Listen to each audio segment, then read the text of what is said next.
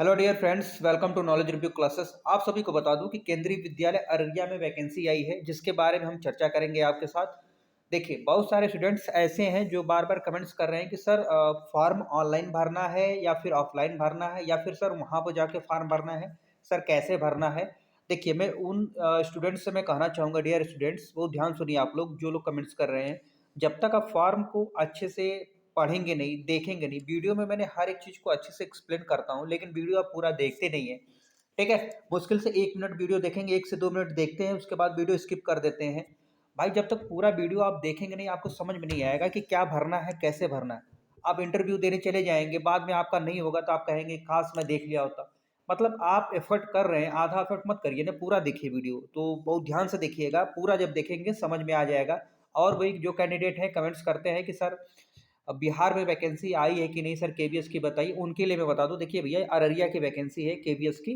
Payment बड़ी अच्छी मिलेगी और आपका इंटरव्यू के बेसिस पे है चयन। कैसे होगा, एक एक चीज़ बताने वाला हूँ, ध्यान से सुनिए, ध्यान सुनिएगा।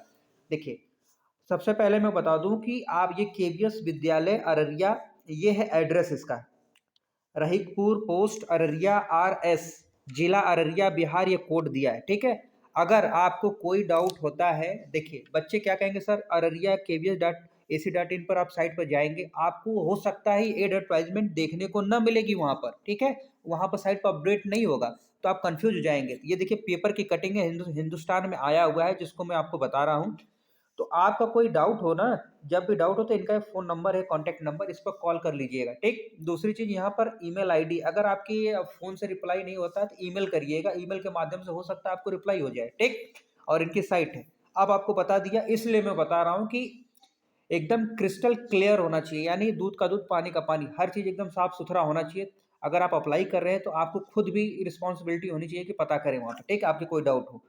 चलिए आगे मैं बता दूं वैकेंसी क्या है, कैसे जाना इंटरव्यू देने, ये महत्वपूर्ण है आपके लिए। देखिए, वॉकिंग इंटरव्यू है, यानी खुद जाना इंटरव्यू देने। आप सारे डॉक्यूमेंट्स लेके जाएंगे, क्या लेके जाएंगे, कैसे लेके जाएंगे, वो भी मैं बताऊंगा।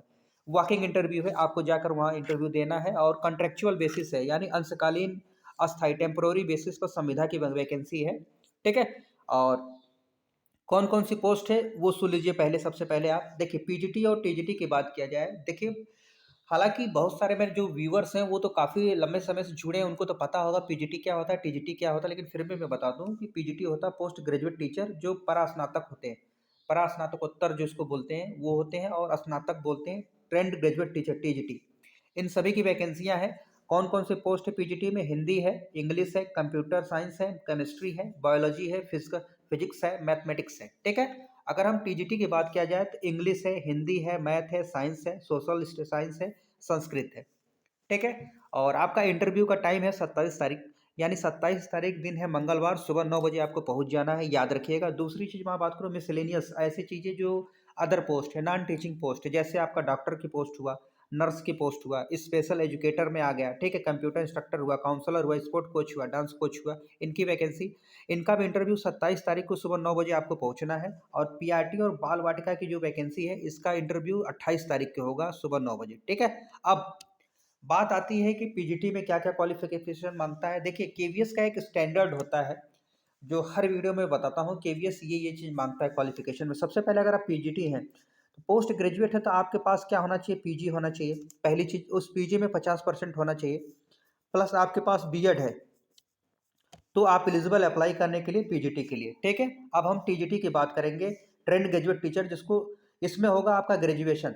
अगर आप ग्रेजुएशन है टीजीटी के लिए अप्लाई करते हैं तो आपके पास क्या होना चाहिए? ग्रेजुएशन। उस ग्रेजुएशन में कम से कम 50% होना चाहिए, साथ में बीएड होना चाहिए। अगर आप बीएड नहीं किए हैं तो 6 से 8 में पढ़ा नहीं पाएंगे। दूसरी बात, आपके पास सीटेड पेपर सेकंड क्वालीफाई होना चाहिए। इतनी चीज़ें आपके पास है तो आप एलिजिबल हैं अप्लाई करने के लिए। ठीक है, और बाकी जो स्पेशल एजुकेटर की अगर मैं बात करूँ, इसमें 12th पास मांगा गया है। 12th पास का मतलब समझे? 12th पास, 12th में 50%, उसके बाद डीएलएड हो या बीटीसी हो तो भी आप चलेंगे।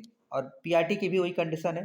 चलिए आगे हम बात कर लेते हैं। देखिए, जो भी इच्छुक अभ्यर्थी है, आवेदन पत्र आप विद्यालय की वेबसाइट से डाउनलोड कर सकते हैं, मतलब फॉर्म के फॉर्मेट डाउनलोड भी कर सकते हैं, या फिर आप उनके साथ जब वहाँ पर जाएंगे तो फॉर्म वो खुद प्रोवाइड कर देंगे आपको। ठीक है, लेकिन फॉर्म पहले से डाउनलोड करेंगे तो उसका बेनिफिट आपको क्या मिलेगा कि आप जो है ना, फॉर्म के फॉर्मेट को समझ पाएंगे, कोई गलती नहीं करेंगे, क्योंकि वहाँ पर जाने के बाद एक फॉर्म लिया आपने, भर दिया, अगर गलती कर दिया तो फॉर्म दोबारा नहीं देंगे। समझ रहे हैं आप? बात को समझिए। इसीलिए प्रिपेयर्ड होके जाना होगा। पहले आप उस पर प्रैक्टिस कर लीजिए, सारे फॉर्म की डेटा जो है अच्छे से भर लीजिए, चेक कर लीजिए, उस फॉर्म के डेटा लेते जाइएगा, फिर वहाँ एक दूसरा फॉर्म ले लीजिएगा। ध्यान सुनिएगा, ये सब ट्रिक है अच्छे से वेल प्रिपेयर्ड होने का, सिलेक्शन का चांस होता है। अगर आप वहीं गलती कर देंगे फॉर्म भरने में तो आप रिजेक्शन के लगभग करीब आ जाएंगे, ठीक है, क्योंकि फॉर्म गलत होगा तो आपको रिजेक्ट कर देंगे। दूसरी चीज देखिए, और उसके साथ जो जो फार्म का फॉर्मेट, देखिए आपको बताऊँ, फार्म का फॉर्मेट जब भरेंगे ना उसमें सब डॉक्यूमेंट्स मांगेगा। क्या क्या मांगता है ये मैं बता दूं आपको,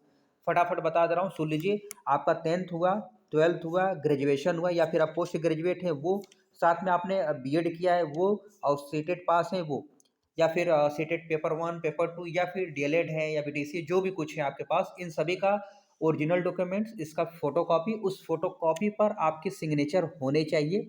इन दोनों को लेकर इनके बताए हुए एड्रेस पर 8 बजे पहुंचिएगा, 9 बजे नहीं, 8 बजे पहुंचिएगा। सबसे पहला प्रोसेस केवीएस करता क्या है मैं बताऊँ, डीबी करवाते हैं। वे वही लोग जाइएगा जिनका रिजल्ट उनके हाथ में हो। अगर कोई लोग अपियरिंग या भी सोच रहे हैं कि मेरा सीटेट का आ गया है, सीटेट का मतलब अभी जो जस्ट दिए हैं, आपके पास वो प्रूफ होना चाहिए कि सीटेट का रिजल्ट आ गया है, ठीक है। बहुत सारे कैंडिडेट ऐसे हैं जो अपियरिंग है, लास्ट ईयर है जिनका ग्रेजुएशन का या पोस्ट ग्रेजुएशन का, वो लोग मत जाइएगा, वरना आप रिजेक्ट हो जाएंगे, क्योंकि ये लोग पास आउट लेते हैं, उसमें अपियरिंग और किंतु परंतु वाला नहीं, इसीलिए डीवी कराते हैं। उसके बाद आपका इंटरव्यू होगा, ठीक है, डेमो लेगा जाएगा, पढ़ाया जाएगा, मतलब आप पढ़ाएंगे, उसके बाद पढ़ाना चेक किया जाएगा कि आप कैसे पढ़ा रहे हैं, उसके बाद आपका इंटरव्यू ओवर हो जाएगा, ठीक है।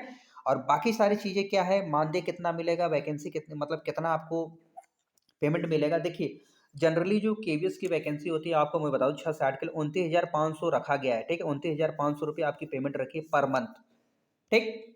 अब बाकी क्या है, कैसे है, वो इंटरव्यू पर डिपेंड करेगा, अलग अलग केवीएस पर भी डिपेंड करता है। तो आप इंटरव्यू देने जाइए। अगर कोई डाउट्स हो, ऐसा जो चीज़ें आपको न समझ में आए, तो मैंने बताया कि इनके इस नंबर पर कॉल कर लीजिएगा, ये इस नंबर पर देख रहे हैं, कॉल करिए, फटाफट जाइए अप्लाई करिए। खासकर जो बिहार के रहने वाले हैं, कमेंट्स करके हमें जरूर बताइएगा वीडियो कैसा लगा।